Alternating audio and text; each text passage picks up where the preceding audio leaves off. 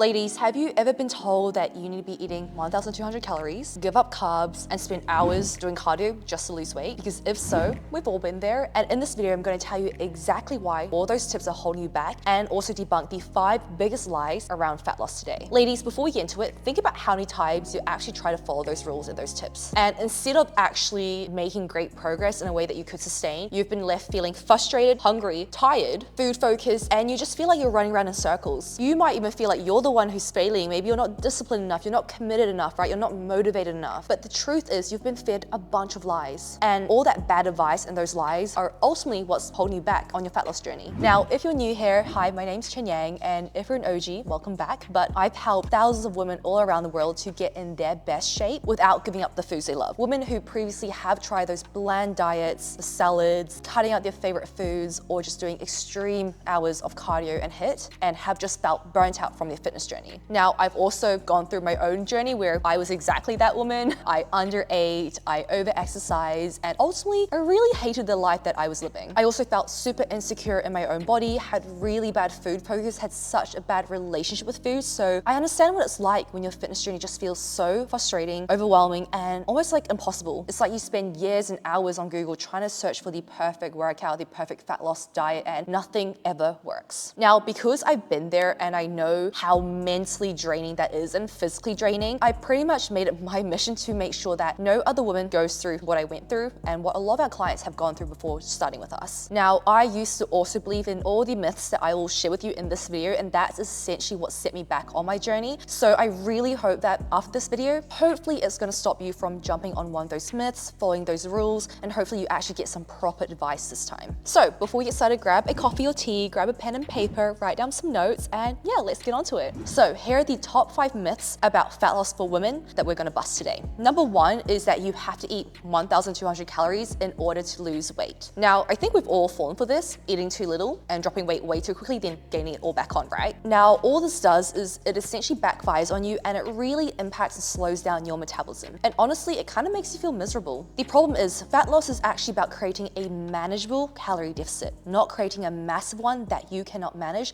that spikes your cravings and your hunger. Also, most women, pretty much all women, can lose fat without going down to 1,200 calories. You could be eating so much more and losing weight, so why would you want to make it harder for yourself? Now, I'm not saying that you're not going to lose weight and you're not going to lose fat by eating this little. However, you're going to hit a plateau and it's going to be very hard to eat even less than 1,200 to move past that plateau. Hence why you do not want to be crash dieting and starting your diet at such low calories, ladies. Number 2, carbs are the enemy. Ladies, carbs are not your enemy, they're fuel. If you cut out your carbs, you're going to be low on energy, and that's going to directly impact your workouts and your day-to-day. It's also going to lead to intense cravings. Now, when the lower energy starts impacting your workouts, what's going to happen is you're going to be exerting less in your workouts, you're going to be moving less during your day, and ultimately you're actually going to be burning less calories in your day. Hence, it's actually going to make your fat loss harder. So instead of cutting out your carbs, this is what I would recommend. Focus on number 1, portion control. So just reduce the amount of carbs you're having and make sure that every time you have carbs, pair it with a protein source and a healthy fat source to really also manage your blood sugars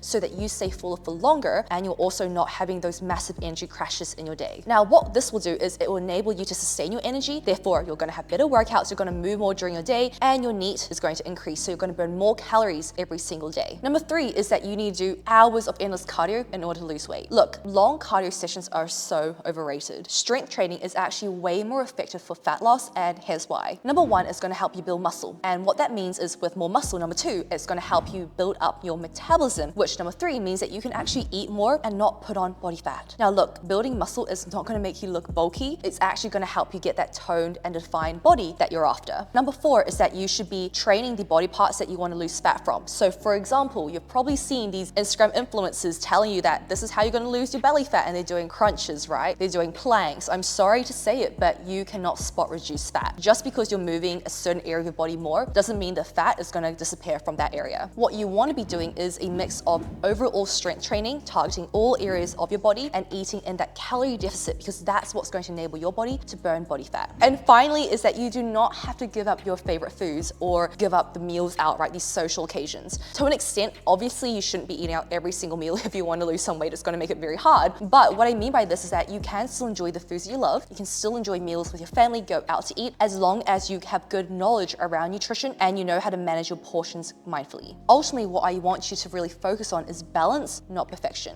Now, I know what you're thinking, that sounds great, but is that actually gonna work for me? And now let me tell you one thing, I've seen women from all walks of life who have tried everything on their fitness journey succeed by removing these myths and not following these rules. And breaking away from these rules also helped me on my fitness journey. Now, let me show you, this is what I looked like when I was restricting my carbs, doing so much exercise. I was working out every single day, doing cardio HIIT every single day, squatting every single day as well, doing like 20K steps. Honestly, I became very obsessive and that is how my body looked. I also had developed such a bad relationship with food. I would skip social occasions or I would just literally not eat the whole day before I went out just because I was guilty of going out to eat. I had such bad food focus. I was binging in the evenings in my room by myself over like boxes of cookies that no one should ever know about. But I just ultimately felt so crap in myself and I was trying everything, you know? I felt like I was being so disciplined. I was going so hard at it, but for some reason, I just still did not have a body that I liked. I was also so grumpy. Honestly, like when you're hungry all the time, you're hangry, right? So I just was not a pleasant person to be around. This is what I looked like when I actually stopped doing all the cardio. I actually stopped exercising as much. I started eating more. I started actually eating carbs. I started going out, having fun, actually really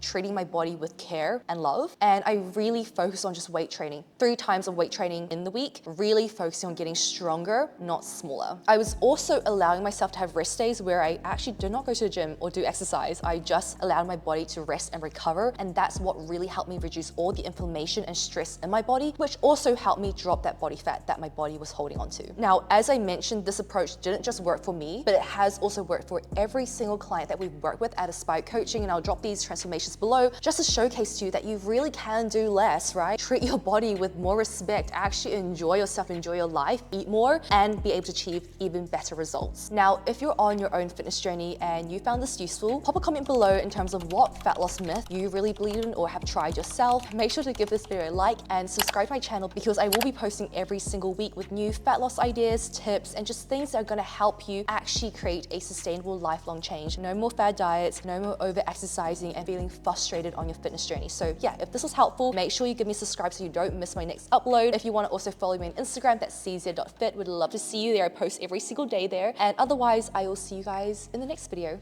Bye.